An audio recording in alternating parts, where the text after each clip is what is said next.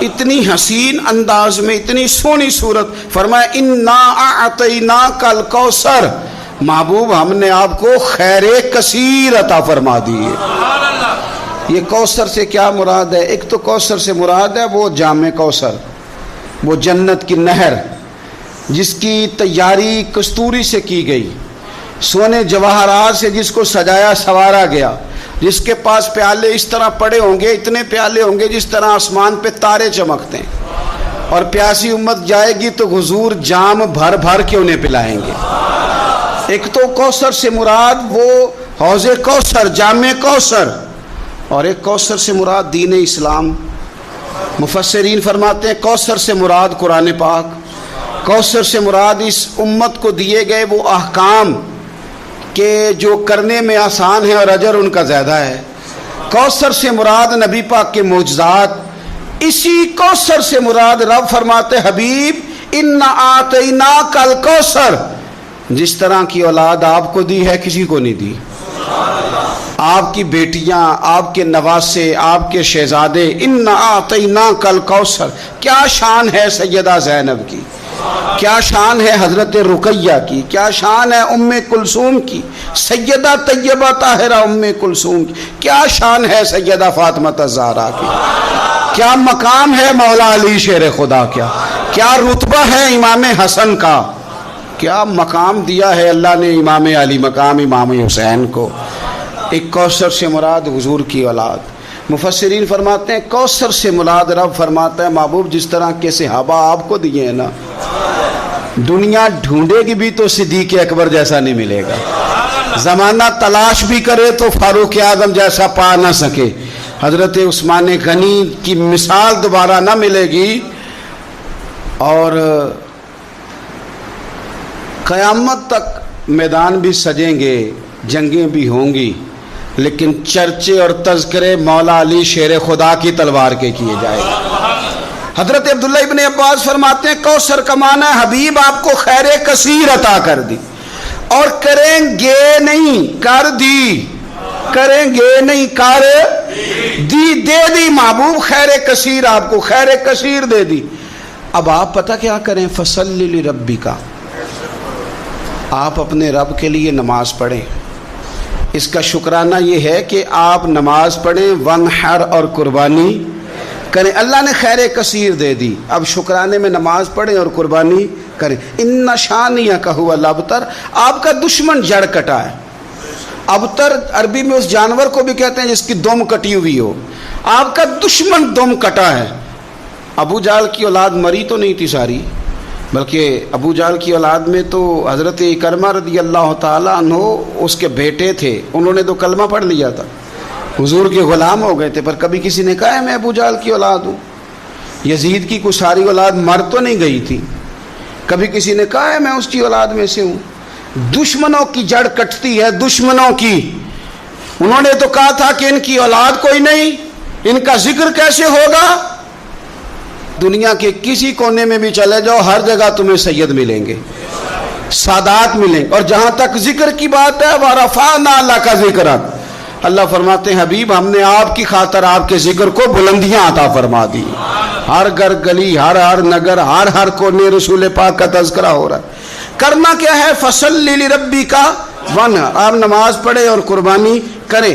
قرآن پاک کی آیت بتاتی ہے کہ فَصَلِّ لِرَبِّكَ وَانْحَرْ، پہلے نماز ہے پھر قربانی ہے، یعنی عید والے دن پہلے نماز پڑھیں گے پھر قربانی کریں گے۔ عید سے پہلے قربانی کیوں نہیں کہ اللہ نے پہلے ذکر ہی نماز کا کیا ہے، قربانی کا ذکر ہی بعد میں، پہلے نماز پھر قربانی۔ قربانی شکرانے میں کریں۔ میرے عزیز، اللہ کے حبیب صلی اللہ علیہ وسلم نے نا اسی لیے بڑے ذوق کے ساتھ قربانی کا درس دیا تھا۔ وجہ اس کی پتہ کیا ہے؟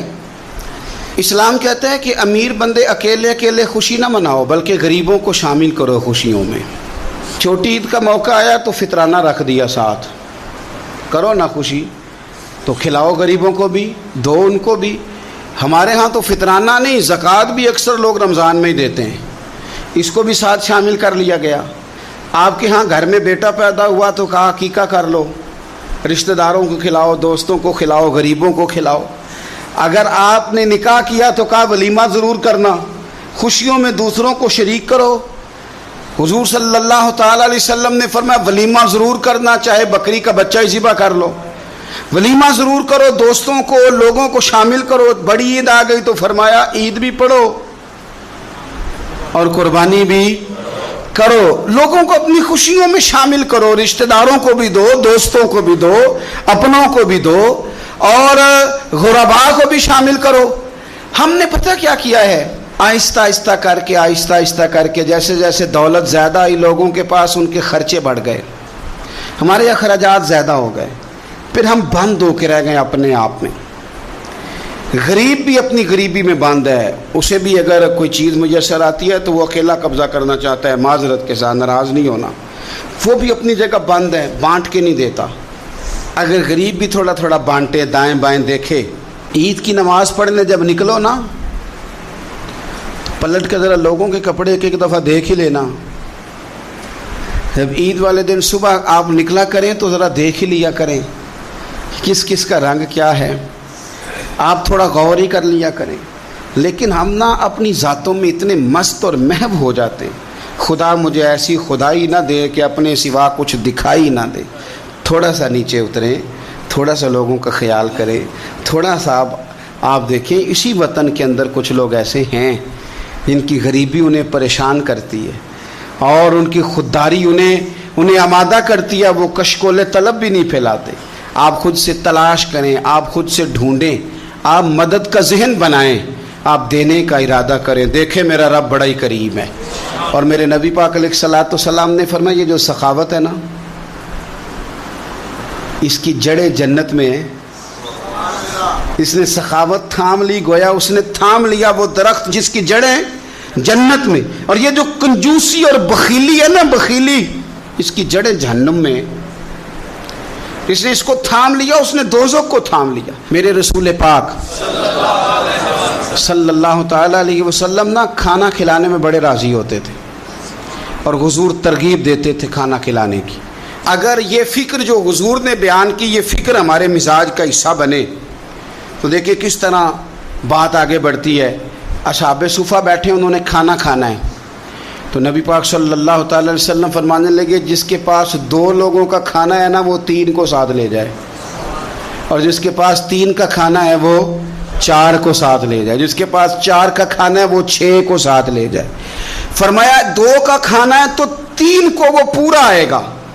ہمارے ہاں اگر اعداد و شمار اکٹھے کیے جائیں نا تو ہمارے ہاں جتنا کھانا ضائع ہوتا ہے شادی پہ، بیاہ پہ، ولیمے پہ، عقیقے پہ، دعوت پہ، وہ ضائع ہونے والا کھانا اگر جمع کر دیا جائے تو کتنے غریب لوگ ہیں جن بیچاروں کو ہم اچھے کھانے میں شریک کر سکتے ہیں اور وہ بہترین غذا استعمال کر سکتے ہیں۔ کیوں کہ فرمایا 2 کا 3 کھا لو، 3 کا 4 کھا لو، 4 کا 6 لوگ کھا سکتے ہیں۔ اس سوچ کو جو سوچ رسول پاک نے عطا فرمائی تو آپ دیکھ سکتے ہیں کتنے سارے لوگوں کو کھانا میسر آتا ہے۔ ہم نے اب کیا کیا ہے، ہم نے دعوتیں بنائی ہیں تو امیروں کی، تحفے دینے ہیں تو دعوتیں بھی امیروں کی ہیں، اور ہمارا اٹھنا بیٹھنا بھی۔ تو ہر چیز میں ہم نے لیول بدل لیا ہے۔ میں بار بار گزارش کرتا ہوں کہ واپس لوٹیں، آپ ان جگہوں پہ آئیں جو جگہ ہماری اصل ہے، جو ہمارا بنیادی کام ہے۔ میرے نبی پاک صلی اللہ علیہ وسلم نے فرمایا وہ دعوت ملعون ہے، لعنتی ہے، جس میں امیروں کو بلایا جائے اور غریبوں کو نہ بلایا جائے۔ آپ نے جھڑکی کوئی نہیں دینی، جب کوئی دروازے پہ گوشت لینے آ جائے، کھانا لینے آ جائے، کسی موقع پر کچھ لینے آ جائے تو جھڑکنا نہیں، آپ کا لہجہ ٹھیک ہو۔ کپڑوں کی دعوت نہ کریں، آپ گاڑیوں کی دعوت نہ کریں، انسانوں سے پیار کریں، اللہ کے بندوں سے محبت کریں۔ آپ دیکھیں کہ غرباء کے ساتھ جب آپ کا رویہ ٹھیک ہو جائے گا تو اللہ تعالیٰ آپ کو بڑے بڑے نصیبوں سے، بڑے بڑے رنگوں سے اللہ تعالیٰ آپ کو نوازے گا۔ میرے نبی کریم صلی اللہ تعالیٰ علیہ وسلم سے ابو جہل نے، ابو لہب نے مطالبہ کیا تھا کہ ہم آپ کے ساتھ بیٹھنا چاہتے ہیں، پر جب بھی آتے ہیں یہاں بلال حبشی بیٹھے ہوتے ہیں، صہیب رومی بیٹھے ہوتے ہیں، تو پھر تو میرے رسول پاک کا وہ فرمان بھی بڑا خوبصورت ہے کہ حضور نے فرمایا کہ گوشت پکاؤ تو شوربہ زیادہ کر لو، چلو پڑوسیوں کو بھی شامل کر لو۔ تو غریب بھی اگر شوربہ زیادہ کر لے تو وہ بھی اس معاملے میں تو آگے۔ امیر نے کیا کیا ہے؟ امیر نے دوستیاں بھی امیروں سے لگا لی، تعلقات بھی امیروں سے بنا لیے، اینک بھی امیری کی لگا لی، اسے نظر ہی کچھ نہیں آتا۔ آپ صدقات کریں، خیرات کریں، میرے نبی پاک صلی اللہ تعالی علیہ وسلم حضور فرماتے ہیں جب تم صدقہ دیتے ہو نا، اللہ تبارک و تعالیٰ بے نیاز ہے ہر چیز سے، لیکن جب تم صدقہ دیتے ہو تو اللہ تعالیٰ اپنے دائیں دست قدرت میں تمہارا صدقہ لیتا ہے۔ اللہ ہاتھوں سے پاک ہے جو اس کی شان کے لائق، اللہ اپنے دست قدرت میں تمہارا صدقہ لے لیتا ہے۔ اور فرمایا جس طرح تم اپنے گھر میں بچڑا پالتے ہو نا، اس طرح رب تمہارے صدقے کو پالتا ہے، تمہارے صدقے کو اللہ پالتا ہے۔ شارحین حدیث کہتے ہیں یہ پلا ہوا صدقہ ملے گا تمہیں قیامت والے دن، اور یہ صدقہ دینے سے آپ طاقتور ہو جائیں گے، غریب کی مدد کرنے سے طاقتور ہو جائیں گے، آپ مضبوط ہو جائیں گے، آپ جری ہو جائیں گے، دلیر ہو جائیں گے۔ آپ چھپا کے صدقہ کر کے تو دیکھیں، روح طاقتور ہوگی، دل طاقتور ہوگا، سینہ طاقتور ہوگا، آپ کے مزاج میں روشنی آئے گی۔ کسی غریب بہن بھائی کو دے کے تو دیکھیں تو صحیح، جب اس کے آنسو بہتے ہیں تو یوں لگتا ہے کہ ان ایک ایک آنسوؤں کے قطرے میں 1 کروڑ دعا شامل ہے۔ یہ کام کریں تو صحیح، پر ہمیں بھولتا جا رہا ہے۔ گاؤں سے آ کر پڑھنے والے بھول ہی گئے کس کی ماں نے کتنا زیور بیچا تھا، بھولتا جا رہا ہے۔ میرے نبی پاک صلی اللہ تعالی علیہ وعلا آلہ وصحبہ وبارک وسلم، حضور نبی پاک صلی اللہ تعالی علیہ وسلم فرماتے ہیں زمین اللہ نے پیدا کی تو زمین ہلنے لگی، اللہ تعالیٰ نے میخیں بنا کے، قلعے بنا کے پہاڑ زمین کے اندر لگائے، پیوست کی۔ فرشتوں کو بڑا تعجب ہوا کہ شاید سب سے طاقتور مخلوق ہی پہاڑ ہیں۔ اللہ نے لوہا پیدا کر دیا، پہاڑوں کو گویا کاٹ کے رکھ دیا۔ فرشتے سمجھنے لگے سب سے زیادہ طاقتور ہی لوہا ہے، اللہ نے آگ پیدا کر دی، لوہا بھی پگھلا دیا۔ فرشتے سمجھنے لگے شاید سب سے زیادہ طاقتور آگ ہے، رب نے پانی پیدا کر دیا، آگ بھی بجھا کے رکھ دی۔ فرشتے سمجھنے لگے سب سے طاقتور شاید یہ پانی ہے، رب کریم نے ہوا دکھائی، ہوا نے پانی کا رخ بدل دیا۔ فرشتے بار بار تعجب کر رہے تھے تو رب کریم نے فرمایا کتنا کچھ سوچو گے، میں تمہیں بتا ہی نہ دوں سب سے زیادہ طاقتور کون ہے؟ یا اللہ بتایا جائے تو فرشتوں کو میرے رب کریم نے فرمایا ان ساری چیزوں سے زیادہ طاقتور تو میرا وہ بندہ ہے جو سیدھے ہاتھ سے صدقہ دیتا ہے اور دوسرے کو پتہ بھی نہیں چلنے دیتا۔ وہ بڑا طاقتور ہے، وہ بڑا مضبوط آدمی ہے۔ وہ توبہ کرنے والوں کی بابت ارشاد فرمایا کہ توبہ کرنے کے بعد والی زندگی کیسی ہو، توبہ کی شرائط کیا ہیں، توبہ کن بنیادوں پر ہے؟ کیا خالی توبہ پکار لینے سے، شب برات کی رات رو لینے سے، شب قدر کی رات آنسو بہا لینے سے اور اللہ کی بارگاہ میں 2 نفل ادا کر لینے سے توبہ مکمل ہو گئی؟ تو قرآن مجید نے یہاں توبہ کا ذکر فرمایا، اگرچہ پیچھے جو آیات ہیں اس میں تذکرہ منافقین کا ہو رہا ہے کہ منافق جہنم کے سب سے نچلے طبقے میں ہوں گے، لیکن فرمایا اگر وہ توبہ کر لیں تو توبہ کے بعد کیا کریں؟ فرمایا الا الذین تابوا، مگر وہ لوگ جو توبہ کر لیں، وَأَصْلَحُوا، اور پھر سنور جائیں، پھر اپنے آپ کو درست کریں، پھر اپنی تربیت کریں، پھر اپنی اصلاح کریں۔ اور کیسے کریں؟ وَاعْتَصَمُوا بِاللَّهِ، اللہ کی رسی کو مضبوطی سے تھام لیں، اللہ کے ساتھ جڑ جائیں، رب رسول سے رشتہ مضبوط کر لیں۔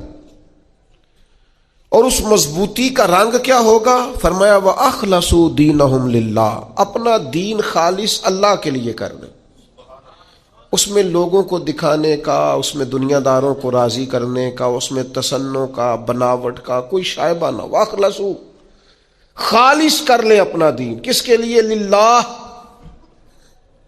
اللہ کے لیے اپنا دین خالص کر لیں۔ یہ شرائط بتائی جا رہی ہیں، توبہ کے بعد کی زندگی بتائی جا رہی۔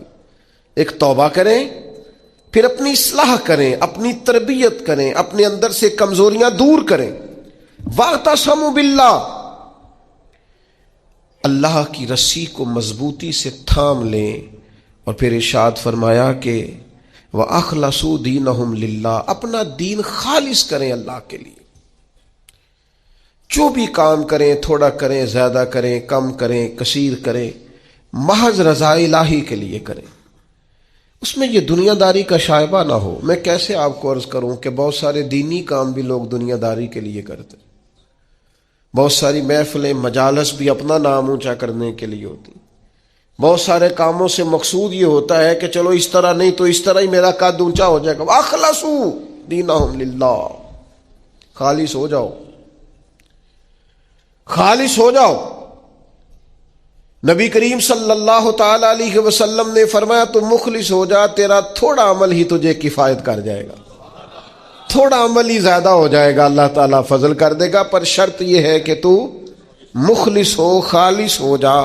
فرمایا جب یہ چیزیں تیرے اندر پیدا ہو جائیں گی فَأُولَٰئِکَ مَعَ الْمُؤْمِنِينَ، تو پھر اللہ تعالیٰ انہیں مومنوں کے ساتھ شامل فرما لے. میں کہہ چکا ہوں بات تو پیچھے منافقین کی ہو رہی ہے، لیکن یہاں صوفیاء نے باریک نقطہ بیان کیا. فرمایا جب تو توبہ کرے گا، جب تو اپنی اصلاح کرے گا، جب تو اللہ کی رسی مضبوطی سے تھام لے گا، جب تو اپنا دین اللہ کے لیے خالص کر لے گا، پھر اللہ تجھے اپنے کامل بندوں میں شامل فرما لے. پھر تو کاملین میں آ جائے گا. مومن جو کامل ہوتے ہیں ان کی صفوں میں اللہ تجھے کھڑا کرے گا. وَسَوْفَ يُؤْتِ اللَّهُ الْمُؤْمِنِينَ أَجْرًا عَظِيمًا، اور فرمایا ان قریب اللہ مومنوں کو بڑا ہی اجر عطا فرمانے والا ہے. جن بندوں میں تمہیں شامل کیا جائے گا ان قریب تم دیکھو گے اللہ انہیں بڑا اجر عطا کرنے والا ہے. اور جو اگلی آیت ہے نا، دل میں ہو دھڑکن، دل مردہ نہ ہو، ضمیر زندہ ہو.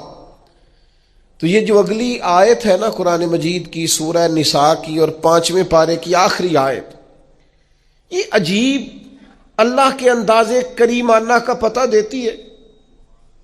یہ بڑے انوکھے انداز میں بندہ مومن سے خطاب کرتی ہے. یہ بڑے انوکھے انداز سے کافر کو، منافق کو بھی سمجھاتی ہے.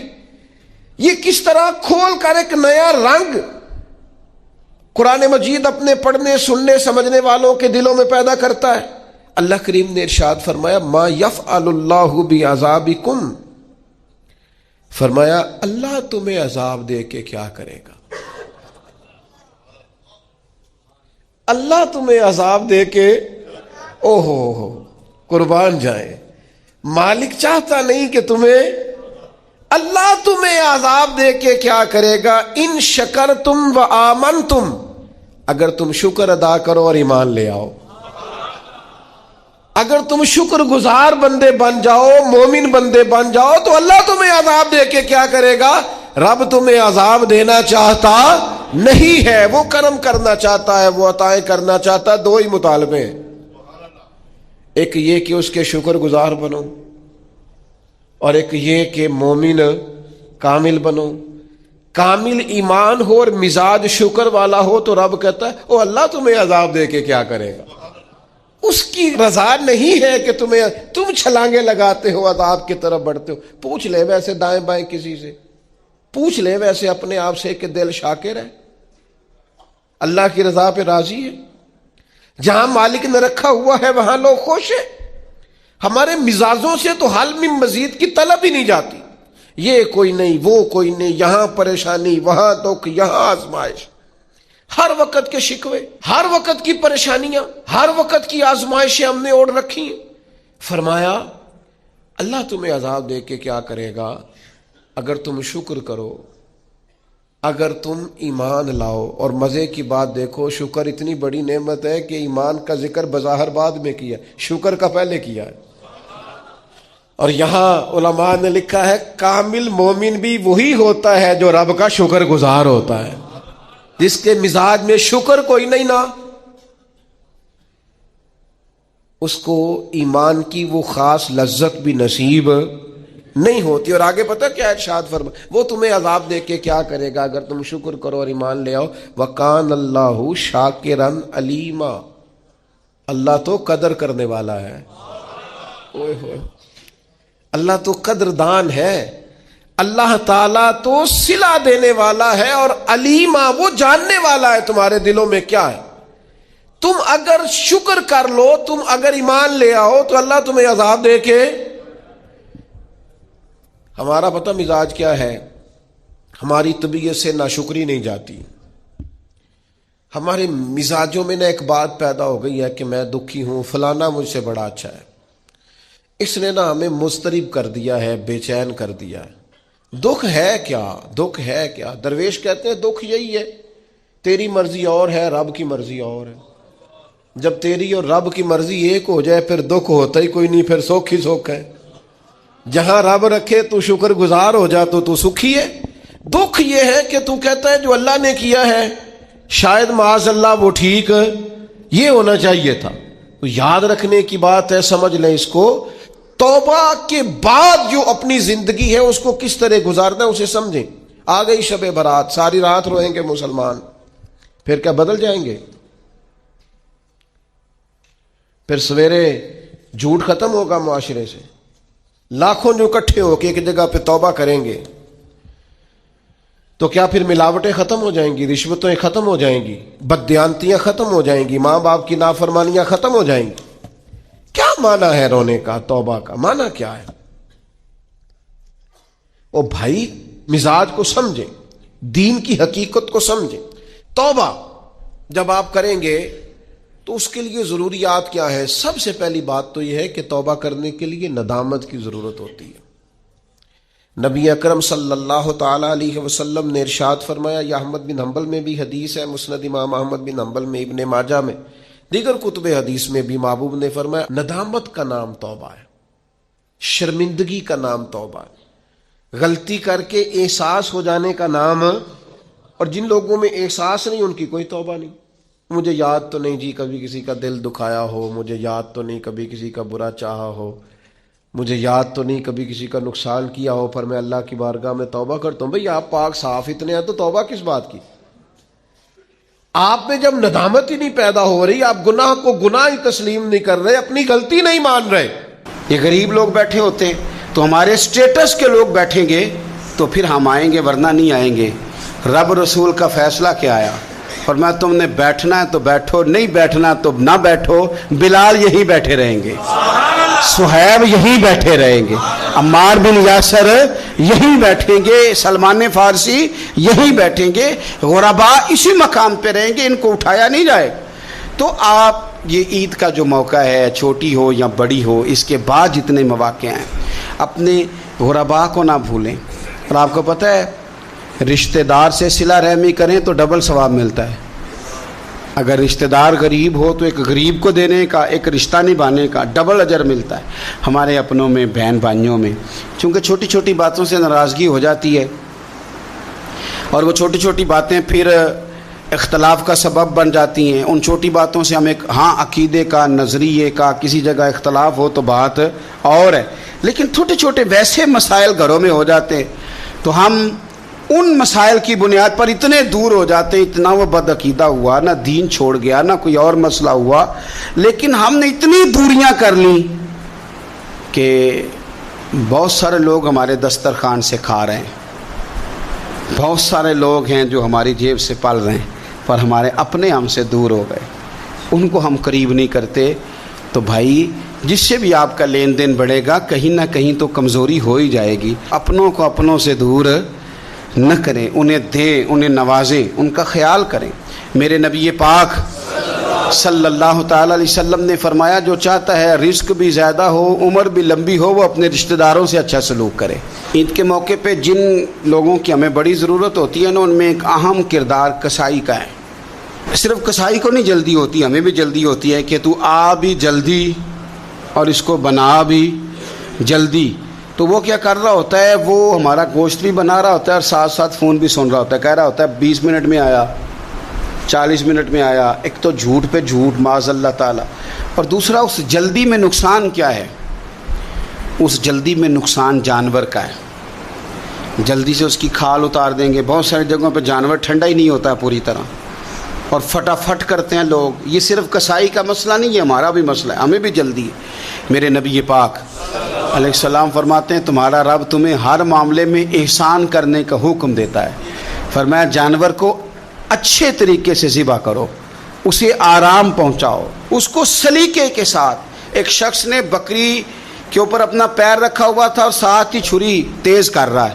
تو نبی پاک صلی اللہ تعالی علیہ وسلم نے فرمایا تم اسے 2 موتیں دینا چاہتے ہو، 2 دفعہ مارنا چاہتے ہو اس بکری کو؟ یعنی تم پہلے چھری کو تیز نہیں کر سکتے تھے؟ اچھے طریقے سے اس کو آپ، اور مہربانی فرمائیں اناڑی لوگ یہ کام نہ کریں، وہ جانوروں کو تکلیف دیتے ہیں، جانور اذیت میں آ جاتے ہیں.